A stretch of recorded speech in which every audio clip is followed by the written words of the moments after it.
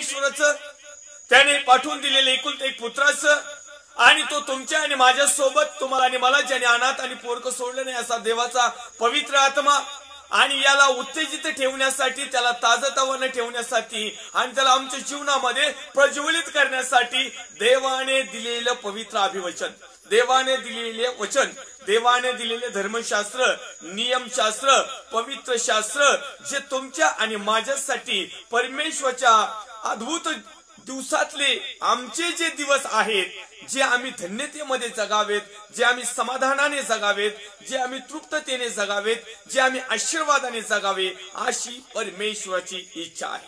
आणि म्हणून या ठिकाणी तो वचन सांगत आहे 17व्या क्रमांकाच्या वचनामध्ये, त्याचे नाव सर्व काळ राहो.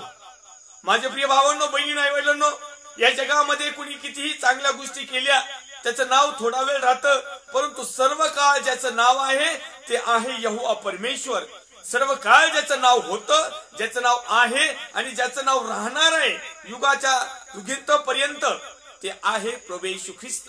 कारण त्या नावामध्ये संपूर्ण जगाला एक तारण मिळालेलं आहे. त्या नावामध्ये संपूर्ण जग आज स्थिर आहे आणि त्या नावामध्ये सर्व प्रकारचे आशीर्वाद आमच्यासाठी लपलेले आहेत. त्या नावामध्ये आम्हाला धन्यता आहे, त्या नावामध्ये आम्हाला समाधान आहे, त्या नावामध्ये आम्हाला आमच्या जीवनाची सार्थकता आहे, त्या नावामध्ये आम्ही तृप्त होणार आहे. आणि म्हणून त्याचे नाव सर्व काळ राहो. सूर्य आहे तोपर्यंत त्याचे नाव वृद्धिगत हो. सूर्य जोपर्यंत आहे तोपर्यंत. माझ्या प्रिय भावांनो, बहिणी, आई-वडिलांनो, ज्या परमेश्वराने सूर्याला बनवलं, ज्या परमेश्वराने आकाश आणि नभोमंडल बनवलं, ज्या परमेश्वराने सर्व काही बनवलं, तो सर्व ज्ञात असणारा परमेश्वर तो मत आहे सूर्य आहे तोपर्यंत त्याचे नाव. पण तुम्ही तुम्हाला सांगाल त्याही पेक्षा पलीकडे परमेश्वराचं नाव वृद्धिगत राहणार आहे. कारण एक दिवस येणार आहे, या आकाश पृथ्वी आणि त्यातलं सर्व काही नष्ट होणार आहे. आकाशातले तारे डगमगणार आहेत, गगणार आहेत, चंद्र, सूर्य, रक्तमय, तेजोमय या सगळ्या घडामोडी होणार आहेत. परंतु परमेश्वराचं नाव जे होतं, जे आहे आणि जे राहणार आहे ते सर्व काळ नाव राहणार आहे. आणि मग त्याच्या नावाने लोक आपणास धन्य म्हणत. परमेश्वराच्या नावाच्या खुणा ज्या ज्या भाऊ बहीण आई वडिलांनी घेतलेल्या आहेत, परमेश्वराचा पुत्र प्रभू येशू ख्रिस्ताचा स्वीकार ज्या ज्या परिवाराने केलेला आहे, ज्या ज्या कुटुंबामध्ये, ज्या ज्या परिवारामध्ये, ज्या ज्या जीव आत्म्या शरीरामध्ये देवाच्या नावाचा महिमा आणि गौरव होत आहे, ज्यांना पुत्र आणि कन्या होण्याचा अधिकार ज्यांनी निवडून घेतलेला आहे, परमेश्वराच्या दृष्टिकोनातून ते धन्य लोक आहेत. परमेश्वराच्या दृष्टिकोनातून ते तृप्त झालेले लोक आहेत. परमेश्वराच्या दृष्टिकोनातून ते आशीर्वादित लोक आहेत. परमेश्वराच्या दृष्टिकोनातून ते भाग्यशाली लोक आहेत. परमेश्वराच्या दृष्टिकोनातून ते लक्की लोक आहेत. कारण परमेश्वराने इतर लोकांतून निवडून आम्हाला घेतलेला आहे. बाकीचं जग काय परमेश्वराचं दुश्मन नाही.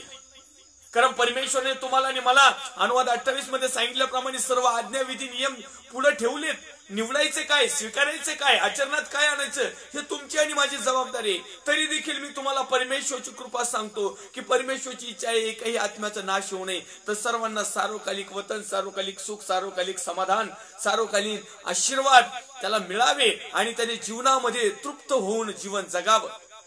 आणि म्हणून माझे प्रिय भावांनो, बहिणींनो, आई आणि वडिलांनो, परमेश्वराच्या नावाला धन्यवाद देत असताना ते सर्व प्रेक्षणीय नाव आहे, सर्व श्रेष्ठ ते नाव आहे, ते अद्भुत नाव आहे. त्या नावामध्ये तारण आहे, त्या नावामध्ये पश्चाताप आहे, त्या नावामध्ये प्रेम आहे, त्या नावामध्ये दया देखील आहे, त्या नावामध्ये तारण देखील आहे, त्या नावामध्ये कृपा देखील आहे, त्या नावामध्ये सर्व प्रकारच्या आमच्या गरजा देखील आहे, त्या नावामध्ये तृप्ती देखील आहे, त्या नावामध्ये समाधान आहे. ते नाव आशीर्वादित आहे आणि ते नाव तुमच्या आणि माझ्यासाठी परमेश्वराने जे दिलेलं आहे. जेवढे जेवढे लोक त्या नावाचा उच्चार करतात त्या प्रत्येक लोकांना परमेश्वर धन्यतेचं अभिवचन देत आहे. तर प्रत्येकाचं जीवन परमेश्वर आशीर्वादित करू इच्छित आहे. आणि म्हणून तो आहे सर्व राष्ट्रे त्याचा धन्यवाद करू. सर्व राष्ट्र ख्रिस्ते आम्ही जर पवित्र शास्त्रामध्ये जर काही गोष्टी पाहिल्या तर त्यामध्ये इस्रायल राष्ट्राचा जास्तीत जास्त उल्लेख केलेला आहे. इस्रायल राष्ट्र, इस्रायल लोक किंबहुना इस्रायलची परमेश्वराची प्रजा किंवा निवडलेले राष्ट्र. परंतु सर्व राष्ट्र या जगामध्ये भूतलावर असणाऱ्या सर्व जेवढे काही देश आहेत, राष्ट्र आहेत, राज्य आहेत, जिल्हे, तालुके, खेडेगाव, सिटी, कॉलनी, या भूतलावरला प्रत्येक भूमीतला एक कण ना कण आणि त्याच्यावर निर्माण झालेले सर्व परमेश्वराचे लोक आहेत, परमेश्वराची निर्मिती आहे आणि परमेश्वराची स्तुती प्रत्येक लोकांनी करून परमेश्वराच्या नावाला धन्यवाद द्यायला पाहिजे. परमेश्वर देव इस्रायलाचा देव, या ठिकाणी पुन्हा एक वार शब्द आलेला आहे, इस्रायलाचा देव. तोच काय तो अद्भुत कृत्य करीतो, बाकीचा दुसरा नाही. त्याचा धन्यवाद हो. परमेश्वराच्या नावाला धन्यवाद देऊया. आपण या ठिकाणी आणखीन एक रेफरन्स पाहणार आहोत.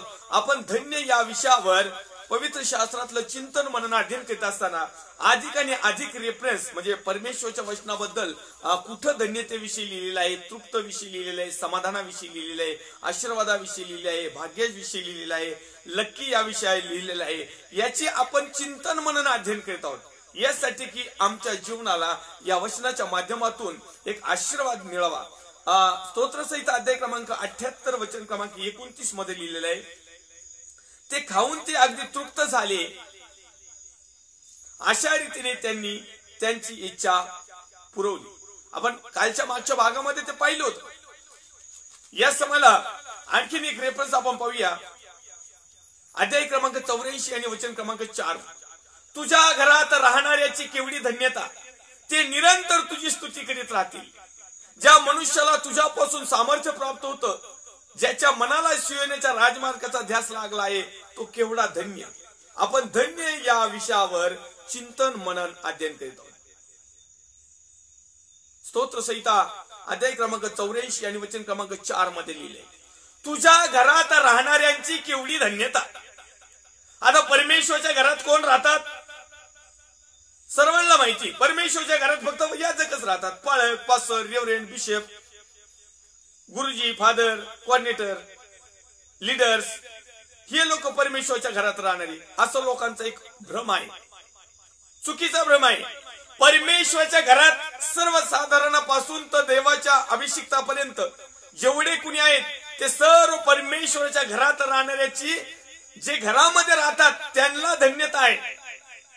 केवळ पास्टर, पाळक साहेब, गुरुजी साहेब, रेव्हरंड साहेब, बिशप साहेब, कोऑर्डिनेटर साहेब, हबप साहेब, काजी, बंतीजी, जेवढे कोणते आहे जे परमेश्वराची स्तुती स्तवन किंवा सेवा करणारे असतील किंवा जे आहेत किंवा करणारे होते, असं वाटतं की हे देवाच्या घरामध्ये राहताना सेवा करतात किंवा हे घरामध्ये राहतात म्हणून ते धन्य आहेत. पण तू नाही प्रिय, या ठिकाणी मला सांगायचं आहे, तुझ्या घरात राहणाऱ्याची केवढी धन्यता. परमेश्वराचं घर कोणतं आहे? मागील एका एपिसोड मध्ये मी म्हणलंच होतो, परमेश्वराच्या घरामध्ये म्हणजे या आत्म्यामध्ये, या अंतःकरणामध्ये, या हृदयामध्ये हे परमेश्वराचं घर आहे. योहान कृष्णवर्तमान अध्याय क्रमांक 4 आणि वचन क्रमांक 23 आणि 24 जर पाहिलं तर त्यामध्ये लिहिले आहे, परमेश्वराची उपासना करणारे लोक, आत्म्याने आणि खरेपणाने उपासना करणाऱ्या लोकांचा समूह परमेश्वराचा आहे. परंतु 24 मध्ये लिहिले देवात्मा आहे आणि त्याची उपासना आणि आत्म्याने खरेपणाने केली पाहिजे. पहिल्या कोरिंथीकरांचं पत्र अध्याय क्रमांक 3 आणि वचन क्रमांक 16 मध्ये लिहिलंय, तुम्ही देवाचे मंदिर आहात, तुम्हामध्ये देवाचा आत्मा वस्ती करतोय, तुम्हाला ठाऊक नाही का? हे परमेश्वराचं घर. त्या ठिकाणी मंदिरात जवळ प्रभू येशू ख्रिस्त जात असताना त्या मंदिरामध्ये एक भला मोठा व्यापार बाजार भरवलेला त्याला पाहिला आणि ते मंदिराविषयी त्याचा आग्रह, त्या ठिकाणी त्याने एक खोडका घेतला आणि सर्व बाजार त्या ठिकाणी उलटून घेतला आणि तो म्हटलं, हे माझ्या पित्याचं घर आहे, हे माझं घर आहे, हे पवित्र आत्म्याचं घर आहे, हे सत्याचं घर आहे, हे वचनाचं घर आहे, हे आज्ञा पालनाचं घर आहे, हे यहोवा परमेश्वराचं घर आहे. आणि या घरामध्ये म्हणजे परमेश्वरामध्ये म्हणजे आज्ञा विधी नियमामध्ये राहणाराची केवढी धन्यता. ज्याच्या जीवनामध्ये आज्ञा आहेत, विधी आहेत, सत्य आहे, जे पाळतात ते धन्य. नुसतं मंदिरामध्ये साईटला खोली येईन किंवा मंदिरातच एक घर आहे आणि त्याच्यात राहतो म्हणजे धन्य आहे.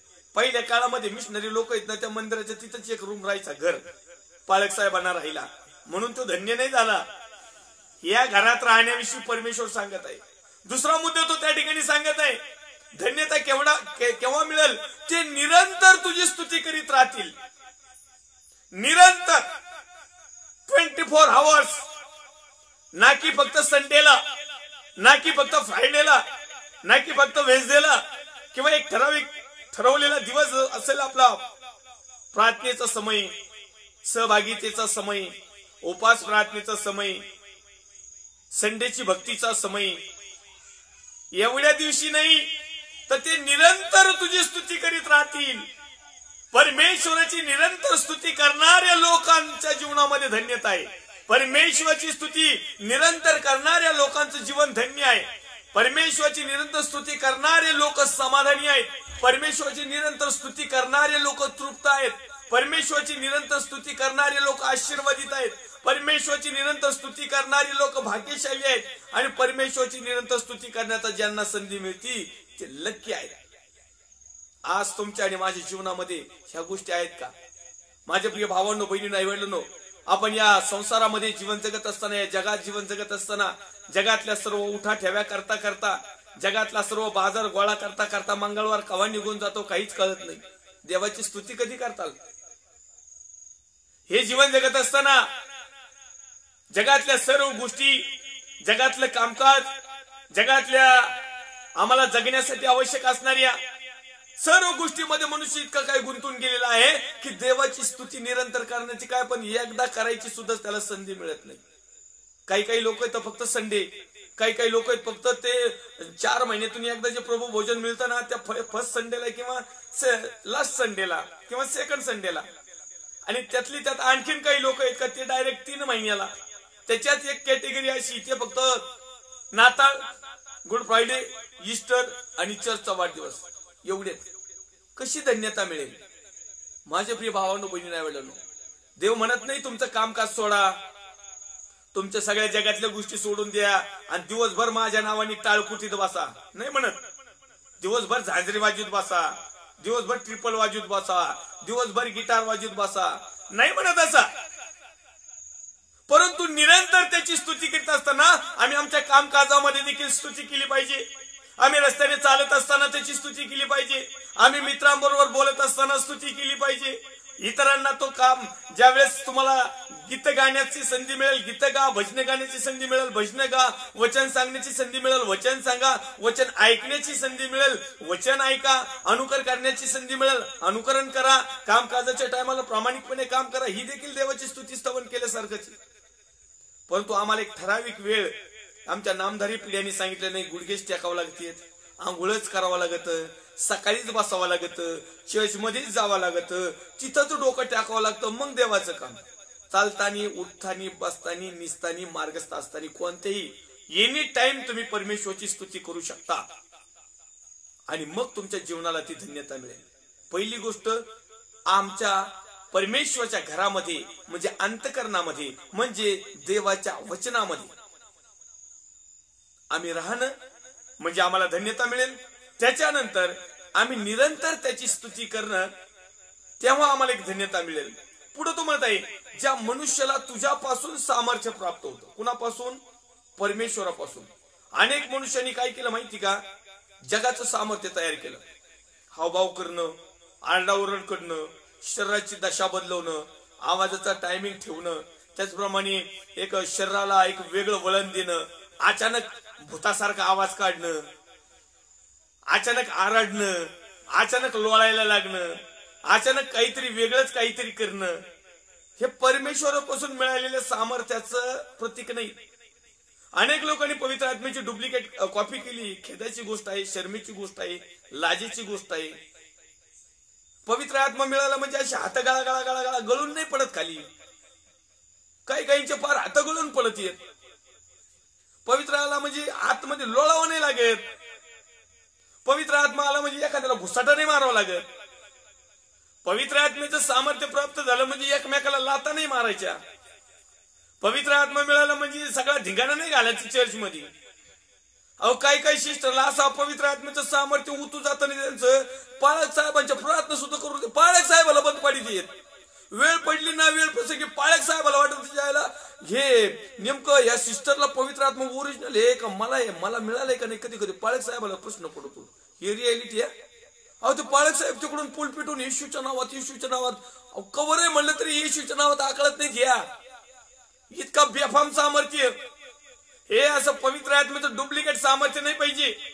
आपला विषय आहे धन्य सार्थक समाधानी तृप्त आशीर्वादित भाग्यशाली, परंतु या ठिकाणी रेफरन्स आलेला आहे की ज्या मनुष्याला तुझ्यापासून सामर्थ्य प्राप्त होते, ज्याच्या मनाला शिवनेच्या राजमार्गाचा ध्यास लागला आहे तो धन्य.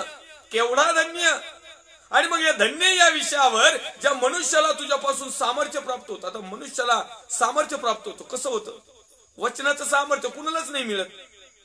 आपली ओपन चॅलेंज आहे महाराष्ट्र राज्यात काय महाराष्ट्र राज्याच्या बाहेर देखील वचनाचं सामर्थ्य आहे का नुसतं खुलू खुलू खुलू खुलू आणि सगळ्या चेस मध्ये धिंगाणा घालायचा.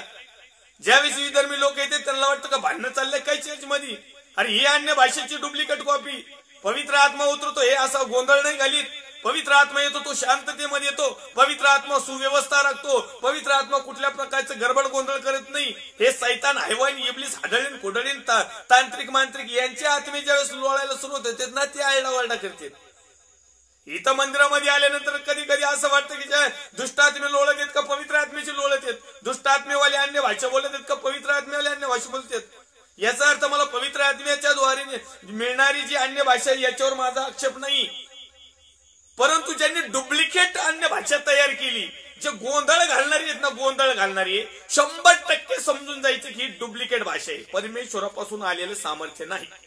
कदाचित ओरिजिनल पवित्र आत्मा प्राप्त केलेल्या लोकांपेक्षा जरी स्पीडनी बोलले आणि जरी पॉवरफुल शब्द वापरले तरी समजून जायचं की हे देवापासून नाही. कारण पवित्र आत्म्याची भाषा बोलत असताना आम्हाला घुसटा का मारावा? आमच्या प्रार्थनेच्या मधीची भाषा कशी सुरू व्हावी? म्हणजे पालक साहेबाला सुद्धा प्रार्थना करू देत नाही. मला अनुभव आलेला आहे. पण तुम्ही तुम्हाला इतकं पण सांगतो, देवाने वचनाचं सामर्थ्य, देवाने वचनाचं सामर्थ्य इतकं काय दिलेलं आहे. येशूच्या नावात म्हटल्या तोंड आताच राहतं बायाचं. आमच्या इकडे तिची कॉपी आहे. माझ्या स्वतःच्या जीवनामध्ये घडलेली मी घटना पण सांगतो, इतर पालकांची नाही सांगत. डुप्लिकेट कॉपी करणारे पुढे टिकू शकत नाही. तुम्हाला सामर्थ्य प्राप्त व्हावं परमेश्वरापासून व्हावं.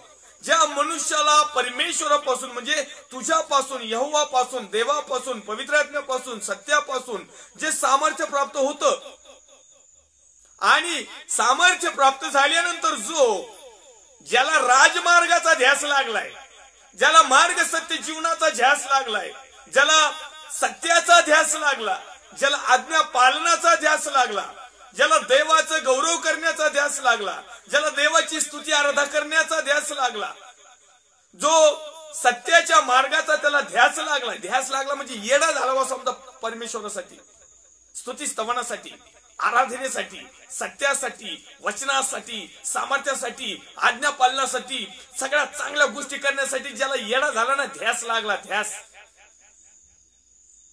राजमार्गाचा ध्यास लागला, तो केवढा धन्य. त्याला केवढा धन्य झालेलं आहे. खूप मोठं धन्य त्याचं जीवन. हे तुमच्या आणि माझ्या सारख्याला प्राप्त होतं. तुमच्या आणि माझ्या सारख्याला हे प्राप्त होतं कारण आम्ही परमेश्वराच्या घरामध्ये राहतो. दुसरी गोष्ट त्याची स्तुती करतो.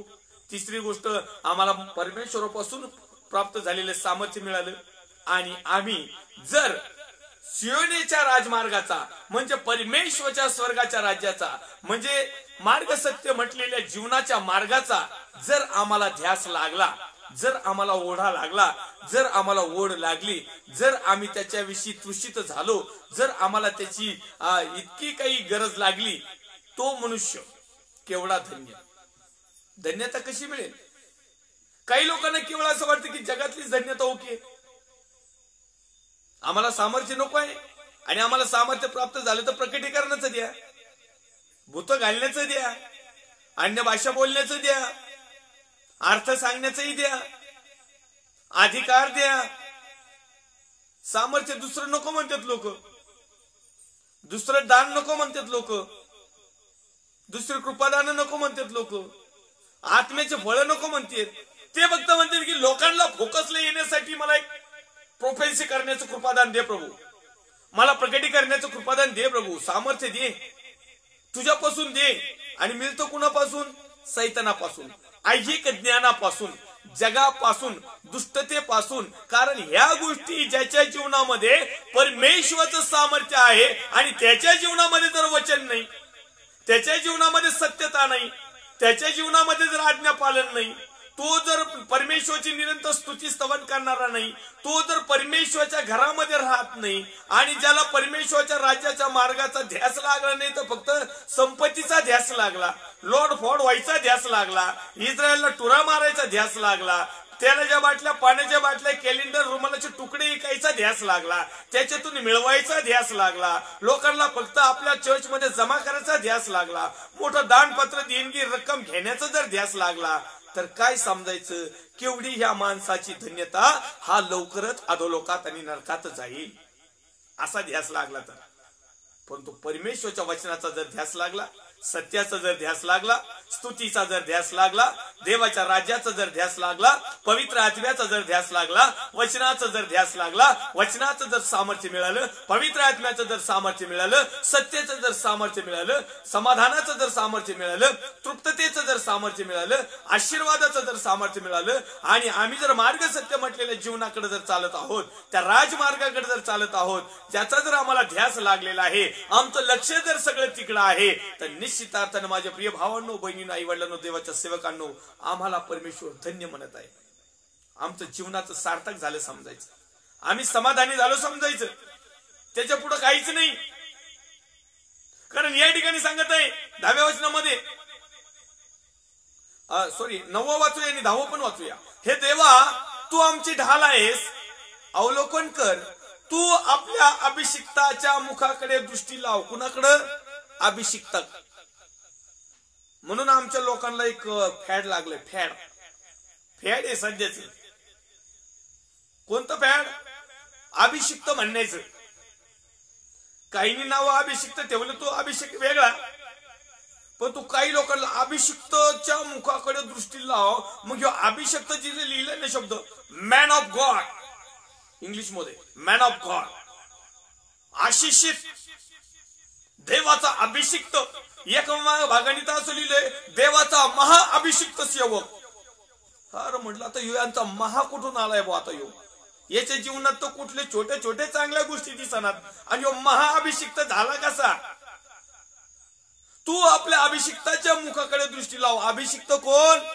ज्याच्या जवळ सत्य आहे. अभिषिक्त कोण? ज्याच्या जवळ आज्ञा आहेत. अभिषिक्त कोण? ज्याच्या जवळ परमेश्वरासाठी क्रियाशील जीवन आहे. अभिषिक्त कोण? जो देवाच्या आज्ञेप्रमाणे चालतो.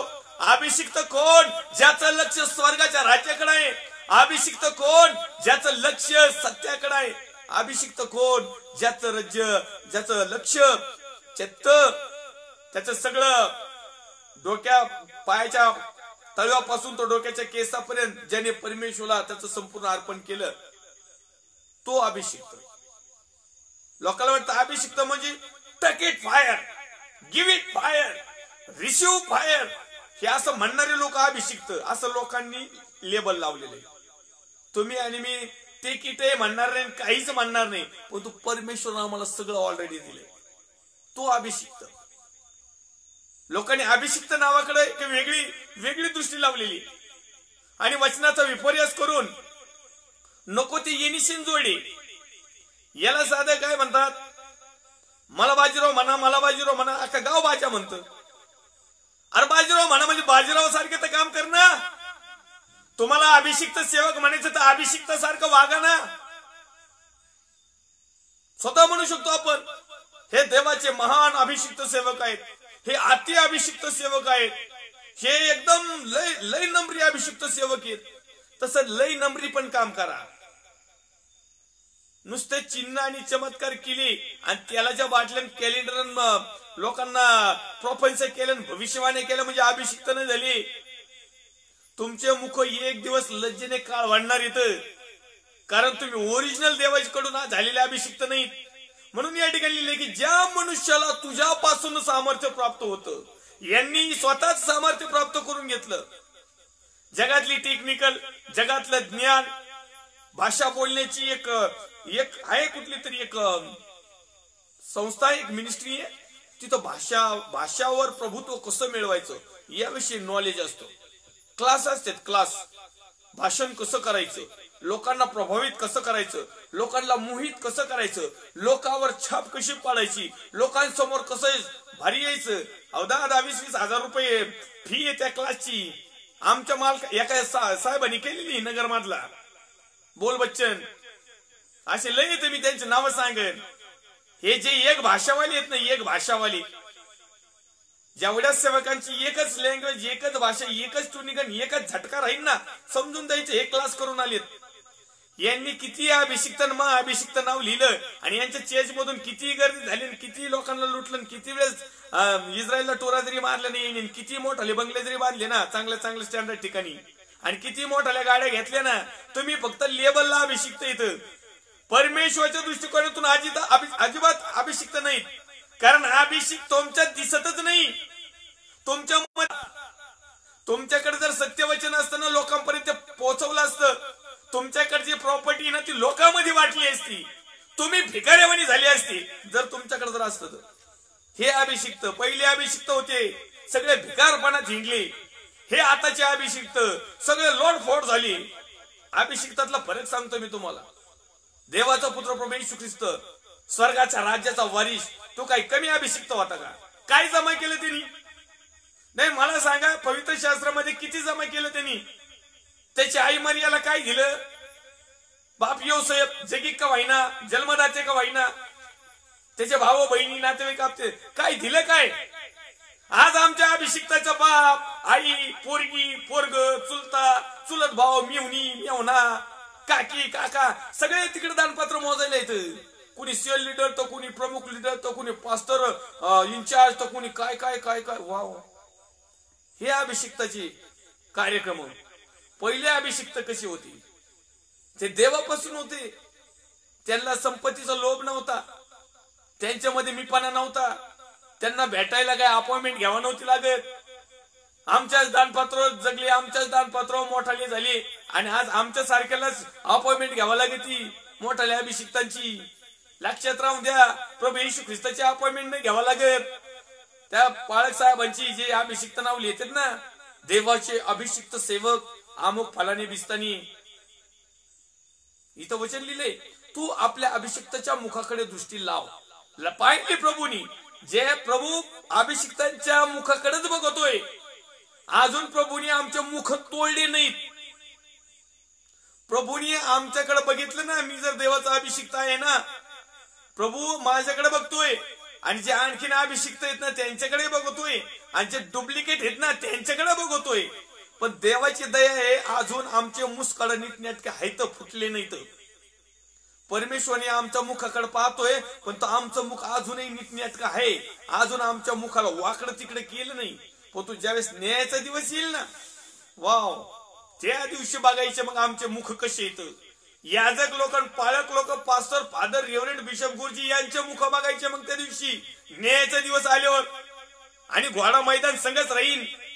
त्या टायमिंगला तुम्ही आणि आम्ही पाहू, तुम्हाला शिकवण देणारा नरकात जातोय का स्वर्गात जातोय, आणि तुम्ही ऐकणारे स्वर्गात जातात का नरकात जातात, हे तुमच्या आणि माझ्या आताच्या समयाला जो परमेश्वरने आम्हाला वेळ दिलाय ना, याच्यामध्ये आम्हाला निवड करायची. याच्यामध्ये आम्हाला परमेश्वरच्या घराकडे वळायचंय. याच्यामध्ये आम्हाला परमेश्वरची निरंतर स्तुती करायची. याच्यामध्ये आम्हाला परमेश्वरापासून प्राप्त झालेलं सामर्थ्य मिळवायचंय. याच्यामध्ये आम्हाला स्वर्गीय राज्याकडे म्हणजे त्या शिवनेच्या राजमार्गाचा ध्यास आम्हाला लावून घ्यायचाय. याच्यामध्ये आम्हाला अभिषिक्त बनायचंय, पण लोकांसारखं नाही. प्रभू म्हणतो, प्रभू मला अन्य भाषा नाही आली तरी चालेल, माझ्याकडून लोक नीट नाही झाले तरी चालतील, माझ्याकडून काहीच चिन्ह चमत्कार नाही झाला तरी आमीन, पण फक्त मला तू अभिषेक दी की मी तुझी धन्यता वर्णावी, मी तुला धन्यवाद द्यावा, मी तुझ्या घरामध्ये राहावं, मी तुझी निरंतर स्तुती करावी. मला तू सामर्थ्य दे, अभिषेक दे, परंतु तुझ्या गौरवासाठी दे. मी इतरांना सत्य सांगावं, वचनाचं मर्म शिकवावं, आणि मी देखील पाळावं. हा अभिषेक दे म्हणा मला. हे लोकांसारखा भंगरी अभिषेक नकोय आपल्याला. टच म्हणलं का पाडणं. अहो इथं दुष्ट आत्मे पडत येत, पवित्र आत्म्यावाले पडत येत. अहो नेमकं चाललंय काय हाच प्रश्न पडलाय मला. 21-22 वर्षामध्ये मी स्वतः पास्टर रेव्हरंट असून मला प्रश्न पडलाय की ज्यावेळेस देवाचा अभिषिक्त एखाद्यावर टच करतो किंवा येशूच्या नावात म्हणतो ना, तिथं दुष्ट आत्मे पडत येत आणि पवित्र आत्म्यावाले पडत येत. ही रियालिटी मी तुम्हाला सांगतो. मला 22 वर्षात अजून समजलंच नाही. कमेंट करून मला एखादं कोणी सांगा तुम्हाला जर कळालं असेल तर. आता दुष्टात्मे पडत येत आणि पवित्र आत्म्यावाले पडत येत, मग नेमकं काय गडबडी? नेमकं काय होतंय काय? येशूच्या नावाला दुष्ट आत्मे घाबरतात, याला आमीन आहे आपलं. येशूच्या नावाला दुष्ट आत्मे थरथर कापतात, आमीन आहे आपलं. येशूच्या नावामध्ये दुष्ट आत्मे लोळायला लागतात, याला पण आमीन आहे. पण पवित्र आत्म्यावाले पडत येत, याला मात्र जरा कन्फ्युजन आहे. म्हणजे याचा अर्थ काय? डुप्लिकेट सामर्थ्य. याचा अर्थ काय? डुप्लिकेट अभिषेक. याचा अर्थ काय? ढोंगीपणा. याचा अर्थ काय? लोकांसाठी फसवणूक करणारा प्रकार. याचा अर्थ काय? भावनावश होणं. याचा अर्थ काय? मी कुणीतरी आहे हे दाखवणं. याचा अर्थ काय? कुठल्या तरी खड्ड्यात पडणं. हे देवापासून नाही. जर एका ठिकाणी प्रभू येशूच्या नावात दुष्टात्मा पडतो, तर त्याच वेळेस दुसऱ्या ठिकाणी पवित्र आत्मा कृपा मंडित झालेला व्यक्ती का पडावा? मी तुम्हाला क्लिपा दाखवील, फेसबुकवरचे कार्यक्रम दाखवील, मी अशा अभिषिक्त लोकांच्या स्टेजवर पडलेले लोक तुम्हाला दाखवील आणि तुम्ही पण पाहिले असतील. पण तुम्हाला प्रश्न पडला असेल, आणि नेमकं काय झालं? कदाचित हे सत्य आहे. खरोखर तुझ्या अंगणातील एक दिवस हा सहस्त्र दिवसापेक्षा उत्तम आहे. आम्ही परमेश्वरच्या अंगणामध्ये एक दिवस घालतो का कधी? सहस्त्र दिवसापेक्षा उत्तम आहे असं म्हणतो. परमेश्वरच्या अंगणातला दिवस, परमेश्वरचं अंगण काय आहे? परमेश्वरचं घर काय आहे? परमेश्वरचं नेमकं ते तयार केलेलं वातावरण काय आहे? परमेश्वराच्या अंगणामध्ये एक दिवस सहस्त्र दिवसापेक्षा उत्तम आहे. मग परमेश्वराच्या आज्ञा, विधी, नियम, परमेश्वरापासून मिळालेलं सत्य, परमेश्वरापासून मिळालेल्या सर्व गोष्टी, आणि त्याच्यामध्ये आम्ही पवित्रतेने, शुद्धतेने, सालस मनाने दिलेला दिवस. परमेश्वर म्हणतो तो जो दिवस आहे, तो दिवस दुष्टाईच्या तंबूत राहण्यापेक्षा माझ्या देवाच्या घराचा द्वारपाळ होणे मला इष्ट वाटते. दुष्टाच्या तंबूमध्ये मला लाख रुपये जरी पगार असला, परंतु माझ्या परमेश्वराच्या घरामध्ये द्वारपाळ म्हणजे वॉचमन, गेटमन, तो त्याला काय म्हणतात, पहारेकरी, द्वारपाळ, माझ्या देवाच्या घरचा द्वारपाळ होणे मला इष्ट वाटते. पण लोक म्हणतात नाही, दुष्टाईच्या तंबूतच आम्ही राहू गाड्यावर. जे होईन ते होईन बंगल्यातच राहायचं, जे होईन ते फॉर्च्युनर गाडीच घ्यायची, जे होईन ते होईन, पण इस्रायलला टुराच मारायच्याकडे, जे होईन ते होईन, जे होईन ते होईन, असं दांडगे चर्च बांधायचं, जे होईन ते होईन. एवढे लोक जमवायचे ना, कुणाच्या चर्च मध्ये एवढे लोक नाही, एवढी मोठी मंडळी जमवायची. जसं होईन तसं गाड्या, जिथं उजळण तिथं इतकं दानपत्र लुटायचं, इतकी देणगी लुटायची, इतकं दशमांश लुटायचं, आणि इतक्या लोकांना आपल्या तावडीत ठेवायचं ना, जे होईन ते बघता येईल. हे दुष्टपणा आणि दुष्टपणातून बांधलेले तंबू, आणि बांधलेल्या तंबूच्या स्वरूपात मंडळ्या, चर्चेस, मिनिस्ट्रिया, आणि डुप्लिकेट अभिषिक्त लोक आणि डुप्लिकेट देवाचे सेवक. समजून जा, एक दिवस हा दुष्टाईचा तंबू आहे ना, हा धोलकात उचलून टाकणार आहेत. ह्या कानाती इथून उचलून तिथं कानाते लावतात. हे आमच्या महाराष्ट्रामध्ये एक तमाशा जो असतो ना, तमाशा एक सर्वसाधारण लोकांच्या करमणुकीसाठी एक पूर्वीच्या लोकांमध्ये तमाशा खूप चालायचा. आता ऑर्केस्ट्रा चालवतो, पहिला तमाशा चालायचा. ते तमाशाचे तंबू राहायचे. तंबू ज्या गावची जत्रा येईल ना, तिथं तंबू लावायचे ते लोक. त्या गावची जत्रा संपली का तो तंबू उचलून लागोपाठ दुसऱ्या कोणत्या तरी गावाला जत्रा यायची, तंबू उचलून तिथं तंबू न्यायचे, तिथून उचलून तिथं न्यायचे. तसे दुष्टाईच्या तंबूत काम करणाऱ्या दुष्ट सेवकांनो, अभिषिक्ताचं सोंग घेणाऱ्यांनो, परमेश्वरच्या घरात राहणं म्हणता म्हणता तुम्ही दुष्टाच्या घरात राहणाऱ्यांनो, तुमची केवढी दुर्दशा होणार हे तुम्हाला नंतर समजल. देवाचं वचन सांगतं की तुझ्या घरात राहणाऱ्यांची केवढी धन्यता, पण त्या दुष्टाच्या तंबूत राहणाऱ्यांची केवढी दुष्टता, की एक दिवस अजूनही वेळ गेलेला नाही. सावधान व्हा, अजूनही वेळ गेलेला नाही. माझ्या बिलोस भावानं बहिणीनं वाटलं, अन्यायाने मिळवलेलं, दुष्टाईने मिळवलेलं कुठलंही चांगलं असलं तरी ते तुमच्या आणि माझ्या फायद्यासाठी इथं जगिकरित्या थोडस चांगलं होईल, पण तू त्याच्या माध्यमातून मात्र आमचा तंबू उखडून तिकडे अधोलोकात किंवा नरकात जाईल. याची पण नोंद घ्या, कृपया याची नोंद घ्या. एसटी महामंडळाच्या डिपो मध्ये सांगतात, अमुक फलानी गाडी प्लॉट क्रमांक आमक मिस्तनं इथून सुटणार आहे आणि तिथे जाणार आहे. तुमच्या गाड्यामध्येच बंद पाडणार आहे. परंतु मार्ग सत्य म्हटलेल्या जीवनावर जाणारी जी गाडी आहे ना, तिचा ड्रायव्हर प्रभू येशू ख्रिस्त आहे. तिचे चाक वचन आहेत आणि या चाकामधून आम्हाला विश्वासाने खंबीर होऊन रस्ता किती अडचणीचा असो, किती संकटाचा असो, किती क्लेशाचा असो, त्रास असो, आजार असो, विकार असो, आर्थिक परिस्थिती ढासळली असो, लोकांनी तुम्हाला वाईट टाकलेलं असो, लोकांनी तुम्हाला त्रास दिलेला असो, परंतु हा रस्ता सीधा डायरेक्ट कुठं जातो? राजमार्गाने स्वर्गाच्या राज्यात. या राज्यात जाणारे लोक कमी, बस गाड्या पण कमी. तिकडे जाणारे लोकांचे तिकीटच कमी, इथं बुकिंगच करीत नाही. इकडं अधोलोकाकडे जाणाऱ्यांची ऍडव्हान्स बुकिंग आहे, ऍडव्हान्स बुकिंग. आणि त्या ऍडव्हान्स बुकिंगामध्ये काही लोक देवाच्या घरात राहणारे नाटकं करतात, देवाची सेवक म्हणून, याजक म्हणून काम करतात. एक शर्मेची गोष्ट आहे, आजही वेळ गेलेली नाही. तुझ्या घरात राहणाऱ्याची केवढी धन्यता. परंतु या ठिकाणी 10व्या क्रमांकाच्या वचनामध्ये लिहित आहे की खरोखर तुझ्या अंगणातील एक दिवस 1,000 दिवसापेक्षा उत्तम आहे. माझ्या प्रिय भावांनो, बहिणींनो, जेवढे दिवस आमचे गेले तेवढे गेले. आताच हे एक दिवस प्लीज कृपा करून मी तुम्हाला हात जोडून विनंती करून सांगतो, देवाचा सेवक या नात्याने, एक दिवस प्रभूच्या अंगणामध्ये प्रामाणिकपणे या, विश्वासाने या, सत्याने या, खरेपणाने या, वचनाच्या माध्यमातून या.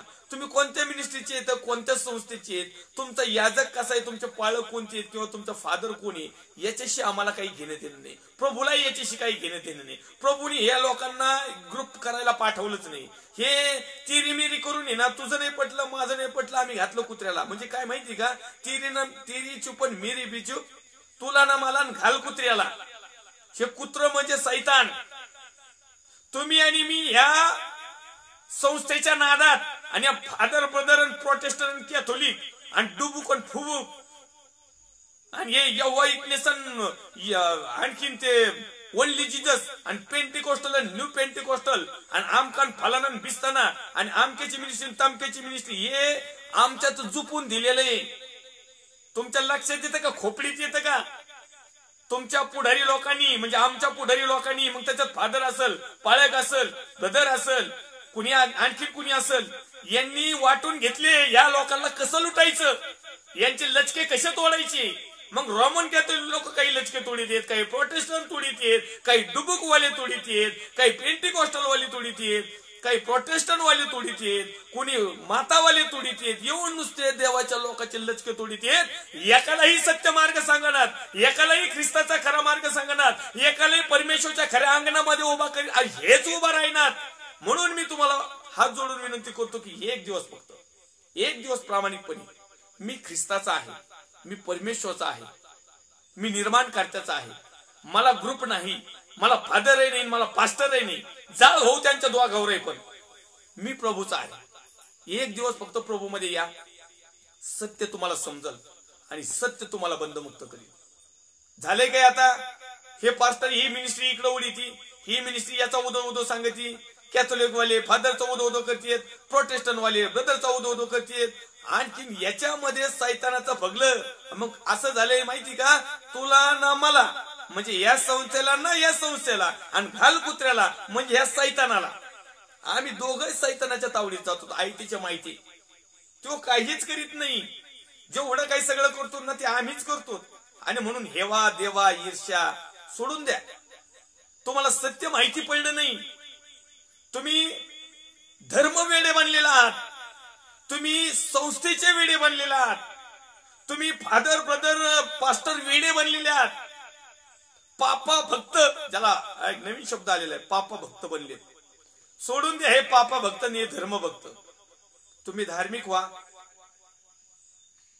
परमेश्वरच्या दृष्टिकोनातून, तुम्ही अभिषिक्त व्हा परमेश्वरच्या दृष्टिकोनातून, तुम्ही परमेश्वरच्या घरात राहा म्हणजे मंदिरात परमेश्वरच्या दृष्टिकोनातून, तुम्ही देवाची स्तुती निरंतर करा परमेश्वरच्या दृष्टिकोनातून, तुम्ही सामर्थ्य प्राप्त करून घ्या परमेश्वरच्या दृष्टिकोनातून, तुम्ही राजमार्ग म्हणजे मार्ग सत्य म्हटलेल्या जीवनाकडे म्हणजे परमेश्वरकडे वळा, पण परमेश्वरच्या दृष्टिकोनातून. कारण परमेश्वर आमची ढाल आहे. तू आपल्या अभिषिक्ताच्या मुखाकडे दृष्टी लाव आणि मग आम्ही अभिषिक्त. सेपरेट कोणी अभिषिक्त नाही. हे देवाचे, अहो देवाची प्रजा अभिषिक्त प्रजा हे जोक नाही. आपण फक्त म्हणायचं नाही पाळक साहेबच फक्त अभिषिक्त आहे आणि मग पाळक साहेब अभिषिक्त ना आम्ही कोण येत मग? आम्ही सर्वसाधारण बिलोस भाऊ बहिणी कोण येत? मी तर सांगाल या पाळकापेक्षा तुम्ही मी अभिषिक्त येत. आम्ही यांना देतो हे तरी काही आम्हाला देत नाहीत. नाही तुम्ही मनाला तपासून बघा ना थोडस. आम्ही यांना पोषितो हे तर आम्हाला काहीच देत नाही. आम्ही यांना घरी बोलवितो हे आम्हाला एकदाही घरी बोलवित नाही. बोलावलं तरी हे गेटच्या बाहेरच. एक तर बोलवितच नाही. का नाही बोलावताना कुणाला बोलावतात माहिती का? एक असा स्टेटसला असणारा मोठा व्यापारी, मोठा सर, मोठा मॅनेजर, ज्याच्याकडे अशी फॉर्च्युनर गाडी, डस्टर गाडी ह्याशी, म्हणजे ज्याचं दानपात्र असं जरा थोडस मोठं येईल ना, यांना आमंत्रण असते. तुमच्या माझ्यासारख्याला कोण आमंत्रण देणार आहे? आमची लायकी ना या मोठ्याल्या पाळका मी सांगतो मोठ्याले जे पाळक आहेत ना, यांच्या दृष्टिकोनातून तुमची माझी लायकी भिकाऱ्यासारखी. असं सुट्टे नाहीत वय पुढं. ही रियालिटी आहे. म्हणून सुधरा. वेळ गेलेली नाही अजून. तो येणार आहे, तो उशीर करणार नाही. आणि मग त्याच्या तडाख्यात जर सापडलं ना, मग आमचा तंबू इथून उचलायचा आणि थय्यक थत्ता करीत तिकडे अधोलोकात किंवा नरकात जायचं. तिथं डान्स काम चालू, मग तिथं तमाशा मंडळ चालू, मग लगेच हे बाप्पा भ्रमा लागला कणायला कुतायला, तिथं नाचायचं अग्नीच्या याच्यात. तर ती अग्नीची जिव्हा, अग्नीची झळ आम्हाला मिळण्याच्या अगोदरच तुमच्या जीवनाचं सार्थक करून घ्या. तुमच्या जीवनाला लक्की करून घ्या. तुमचं जीवन समाधानी करून घ्या. तुमच्या जीवनाला तृप्त करून घ्या. तुमच्या जीवनाला धन्यता कळवा. तुम्ही आशीर्वादित व्हा. तुम्ही भाग्यशाली ठरा. पण तू केव्हा ठरताल माहिती का? खरोखर तुझ्या अंगणातील एक दिवस हा सहस्त्र दिवसापेक्षा उत्तम आहे. आणि दुष्टाईच्या तंबूत राहण्यापेक्षा माझ्या देवाच्या घराचा द्वारपाळ होणे मला इष्ट वाटते. देवाच्या घराचा द्वारपाळ, घराच्या द्वारपाळ, मंदिराचा द्वारपाळ. मग वा पाळक. 2-2 वर्ष, 1.5 वर्ष, 6 महिने बायबल कॉलेजला घेतलेच बायबल निघलाच हो. मी मेंढपाळ आहे, मी द्वारपाळ आहे, मी रक्षक आहे, मी पहारेकरी आहे, मी अभिषिक्त आहे, मी देवाचा निवडलेला आहे. हे सगळे ये निशाण दिलेत ना. समजन मग कसं होईल ते. न्यायाचा दिवस येईल त्यावेळेस. आता लय वाटत भारी, लय मजा वाटती. मी द्वारपाळ, मी मेंढपाळ, मी आमकापाळ. मग तिथं कपाळ फुटायचे पाळी येईल. या गुण पाहिजे त्याच्यात द्वारपाळामध्ये. द्वारपाळाचं काम तुम्हाला वाटलं काय सोपं आहे का? द्वारपाळ म्हणजे काय माहिती का? सगळ्यात प्रमुख व्यक्ती द्वारपाळ. घरातलं गबुळ जात ना हे द्वारपाळाच्या याच्यावर. हे द्वारपाळाचं आणि चोराचं जर कनेक्शन जर जुळले ना, कधी घर फुटलं समजायचं. द्वारपालाने जर कधी जर घराच्या मालकाला सावध केलं नाही ना, घराचा सत्यानं समजायचा. मग आम्ही परमेश्वराच्या दृष्टिकोनातून मंडळीचे द्वारपाल आहोत. आम्ही सहभागीतेमध्ये द्वारपाल आहोत. आम्ही चर्च मधले द्वारपाल आहोत. आम्ही आमच्या मंडळीच्या प्रमुख जर आहोत. आणि आम्ही लोकांना सावध करीत नाही. आम्ही नीटनेटके कुलप लावित नाहीत. आम्ही नीटनेटक्या कड्या लावित नाहीत. आम्ही आमचं नीटनेटके व्हिडिओ कॅमेरे, सीसीटीव्ही कॅमेरे लावित नाहीत. का? कारण आम्हीच चोट्टे येत. हे द्वारपाळच चोट्टे येत. हे द्वारपाळाचं काम करणारे बरेच द्वारपाळ चोट्टे आहेत. आता सगळेच नाहीत.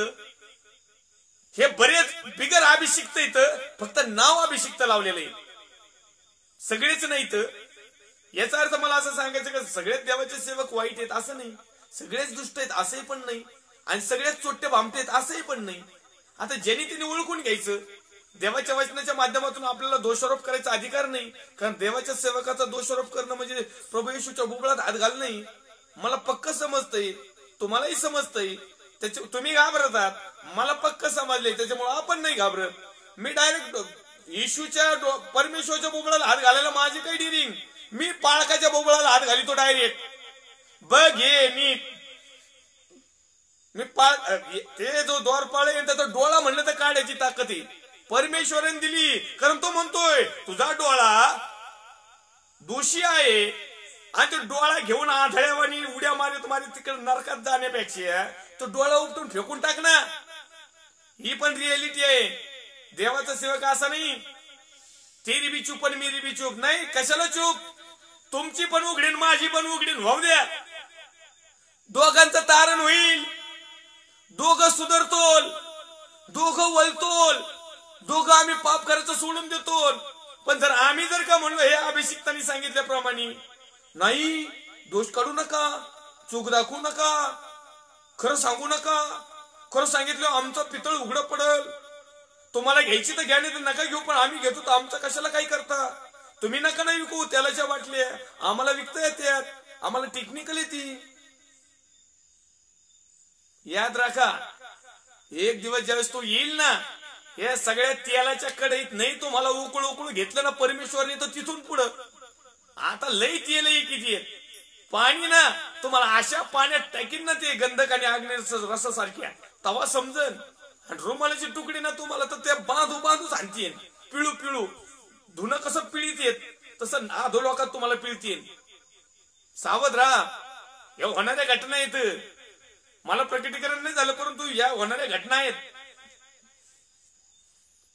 कारण या ठिकाणी लिहिलेलं आहे, खरोखर तुझ्या अंगणातील एक दिवस हा सहस्त्र दिवसापेक्षा उत्तम आहे. म्हणून माझ्या प्रिय भावांनो, फक्त एक दिवस तुमच्या संस्था, मिनिस्ट्रिया, तुमचं शिक्षण, तुमचं पाळक साहेब, तुम्हाला काय समजलंय, तुम्ही किती शहाणी येतं, किती मूर्ख येतं, किती मिडियम येतं, हे सगळं सोडून द्या.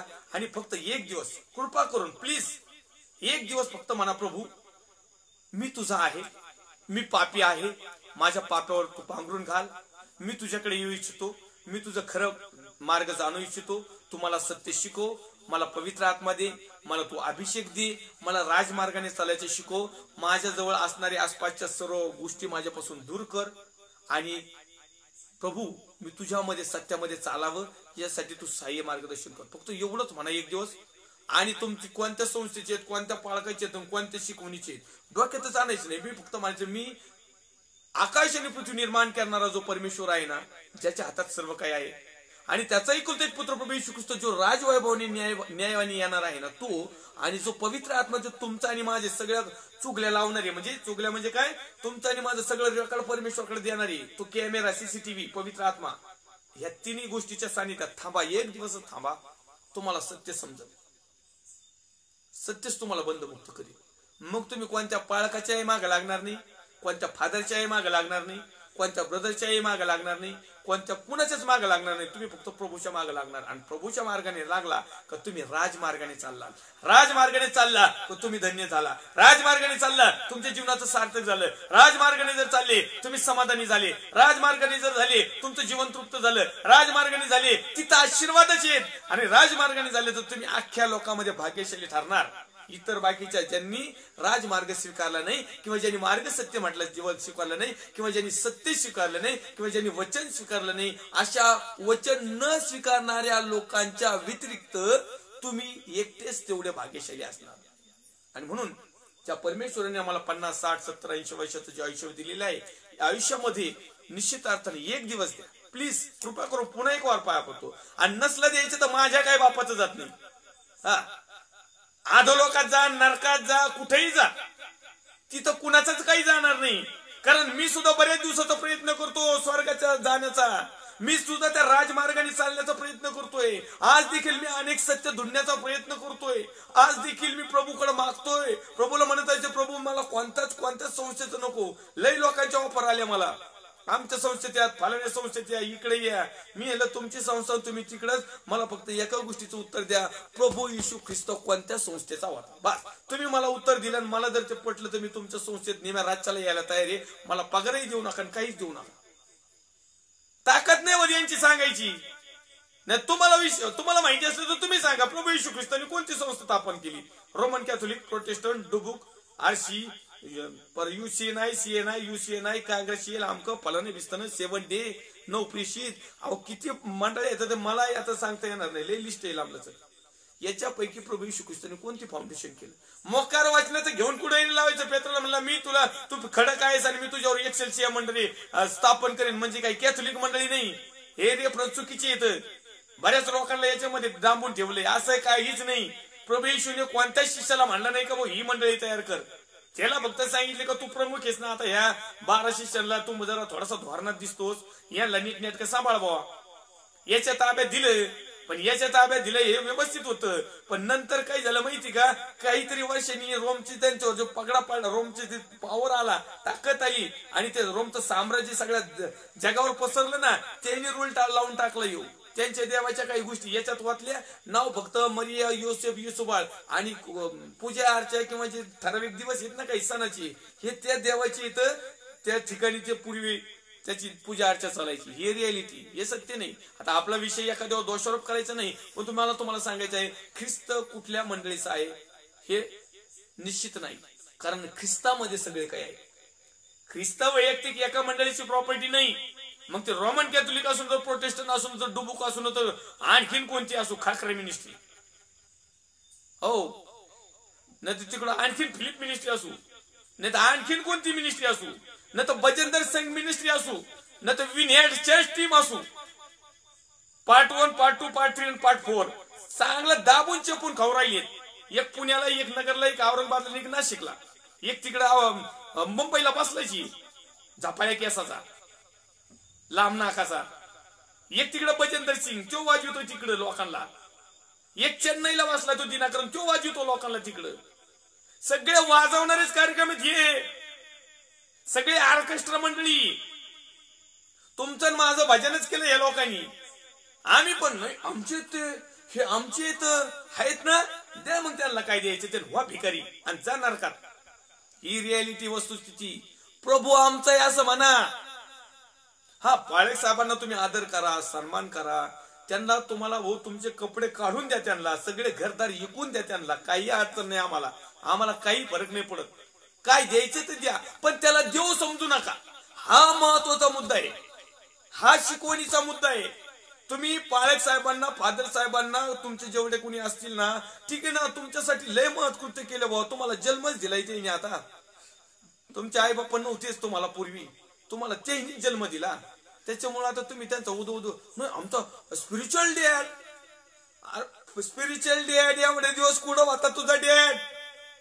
कुठं होता का? पहिला ख्रिस्तच माहिती नव्हता आम्हाला.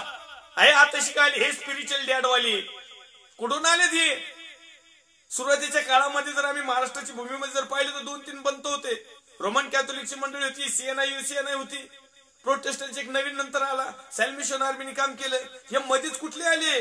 आमकी मिनिस्ट्री, फलानी मिनिस्ट्री, पिस्तरीन, माय स्पिरिच्युअल डॅड. आणि हे रोमन लोक, कॅथोलिक लोकांचे फादर एवढे मिशनरी बाहेर देशाहून आले, स्वतःचं घरदार सोडलं, पत्नी नाही, लेकर नाही, काही नाही, निस्वार्थीपणाने सेवा केली. हे कुठे गेले? बाकीचे काही मिशनरी आले, सीएनआय युसीएनआय, आणखीन काही अमेरिकन मराठी मिशन किंवा हे आले, त्यांचे घरदारी विकले, इथं मोठ्या प्रॉपर्टी केल्या, लोकांना शुभवर्तमान सांगितलं, शाळा, कॉलेज, नर्सिंग, आमकं फलानं बिस्तानं लोकांची सेवा केली. हे कुठं होते मग? आताच तुमचे स्पिरिच्युअल बाब झाले का? हे मागून आले पुढे गेले, काना मागून आली ती खाट्यात आली. हे काय माय स्पिरिच्युअल डॅड? द्या द्या त्यांना बंगले, गाड्या इकू द्या त्यांना. अहो, ज्या पूर्वीच्या मिनिस्टर लोकांनी काय केलं, त्यांचे बंगले, गाड्या इकून आली. आताचे मिनिस्टर लोक काय करतात?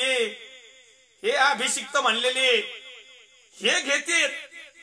पूर्वीच्यांनी विकलं आणि हे घेतेत. इतका तपावते. आणि म्हणून तपासा, सुरक्षा बाळगा, अन्यथा सैतान तुम्हाला लुटायची ताकद नाही. सैतानामध्ये काहीच नाही, झिरो आहे तुमच्या पुढं. सैतान, हैवानी, इब्लीस, हाडळ, कुठं काय असते ते अंधकाचे, तुमच्या पुढं झिरो आहे. तुमच्या पुढे हे आव्हान नाहीये. तुमच्या पुढे मेन आव्हान आहे की तुम्ही ख्रिस्ताला ओरिजिनल ओळखलं नाही. तुमच्या पुढे मेन आव्हान आहे की तुम्हाला सत्यच समजलं नाही आणि हे सत्य समजून दिलं नाही. हाच तो दुष्ट, हाच तो सैतान गपचूप बसलेला आहे. आम्ही देवाचं स्वरूप दुसऱ्याला देऊन टाकलं. निर्माणकर्त्याच्या ऐवजी निर्मितीच. सॉरी, या ठिकाणी आपला वेळ झालेला आहे, आपल्याला थांबावं लागेल. पुढच्या लाईव्ह सेशनला पुन्हा एक वार आपण काही भागामध्ये शिकणार आहोत. परमेश्वरच्या नावाला धन्यवाद देऊया, मान सन्मान आदर गौरव देऊया. सर्व देवाचे अभिषिक्त सेवक सेविका, विश्वासणारे भाऊ बहीण, आई वडील या प्रत्येकाचं मी पास्टर रायशू लाट अहमदनगर मधून हार्दिक स्वागत करतो. आपण सर्वजण मिळून देवाचे लोक आहोत. आम्ही खरे अभिषिक्त आहोत. कमजोर समजायचं नाही आपल्याला.